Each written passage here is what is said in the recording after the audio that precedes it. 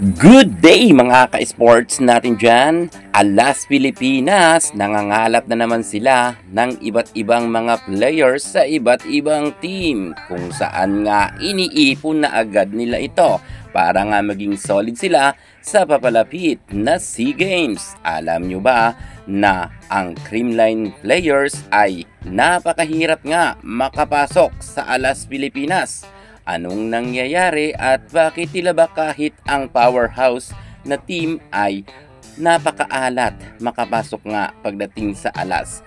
Bagamat nag-iimbita naman ito, pero hindi naman nakakapasok ang mga players dito. Ano ba ang dahilan? Yan ang ating pag-uusapan. Pero kung bago ka muna sa aking channel, subscribe na. Click ang ating notification bell para lagi kang updated sa lahat ng issues sa volleyball.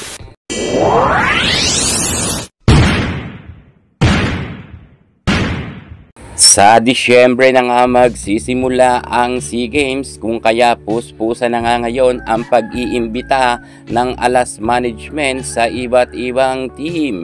Pero kapansin-pansin nga natin dyan na talagang karamihan nga ngayon ng mga lumalabas na pangalan yung mga dati na ngang nakasama sa Alas. Bagamat meron naman silang mga inimbitahan, pero nagpapatry out man sila, ang Alas Pilipinas ay talagang sinasala nila ng husto ang mga players. Kahit magaling ka ay hindi ka rin makukuha kung hindi ka nga napupusuan ng coach ng Alas. Napakahirap talaga makapasok sa Alas Pilipinas, at alam nyo ba na napabalita nga na meron 15M na budget nga pagdating sa Alas. Kaya napakaswerte mo kung ikaw ay isang volleyballista na napasama nga sa Alas team. Alam nyo ba na ang Alas Pilipinas, simula nang humawak nga si Coach D. Brito, ay masasabi nga natin na medyo gumanda rin ang team ng Alas, at lalo't nagkaroon na nga sila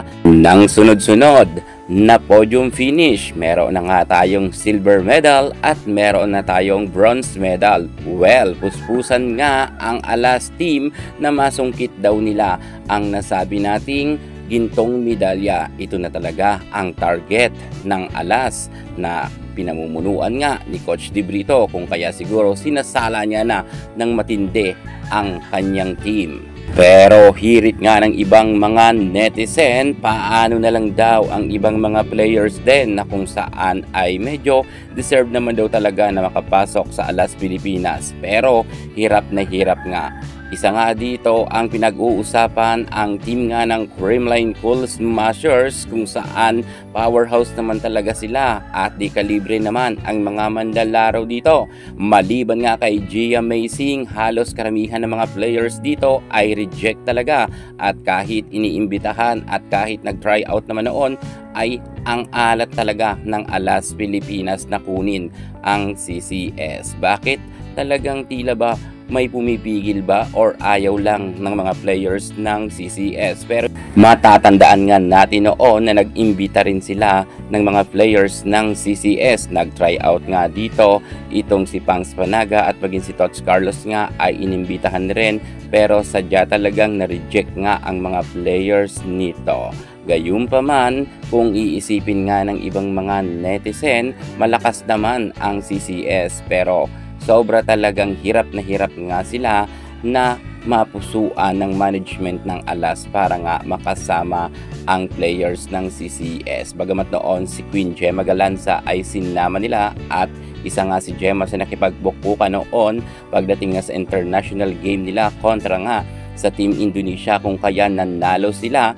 Pero kapansin-pansin na bangko naman talaga si Gemma Galanza, at kahit si Alyssa Valdez noon ay sinama rin sa Alas Pilipinas, pero bangko nga rin si Pinom.